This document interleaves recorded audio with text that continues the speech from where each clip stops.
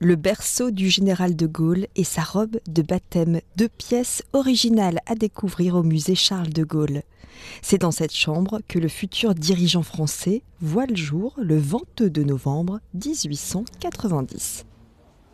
C'était une chambre d'amis qui servait à accueillir la famille, mais qui donc, a pris un poids historique avec la naissance de celui qui deviendra le futur président de la Ve République.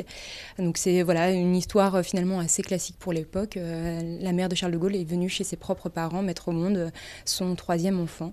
Ses parents habitaient à Paris, sinon dans la maison des grands-parents maternels, donc il n'est pas resté très longtemps dans cette maison, mais il y est revenu de nombreuses fois pendant les vacances scolaires, pendant les fêtes religieuses, pour les fêtes et les traditions locales aussi, la braderie de Lille par exemple. Donc c'est une maison de retrouvailles familiales. Une maison de style 19e au cœur du vieux Lille. À la fois cossue et sobre, la décoration révèle une ambiance traditionnelle et religieuse dont le général de Gaulle aimait s'imprégner. Jusqu'à l'âge de 22 ans, il y retrouvait régulièrement ses cousins et ses cousines pour des réunions de famille sous cette verrière. Le jardin d'hiver, c'était une pièce importante pour l'ensemble de la famille puisque c'est une pièce qui était très lumineuse, qui était très agréable, qui permettait de profiter aussi du jardin extérieur tout en étant à l'intérieur.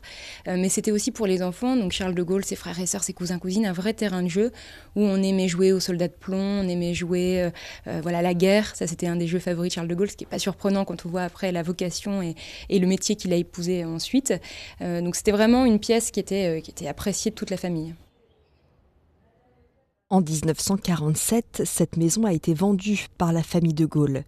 Aujourd'hui, elle est devenue propriété de la Fondation de Gaulle. La bâtisse, gérée par le département, est classée monument historique depuis 1990.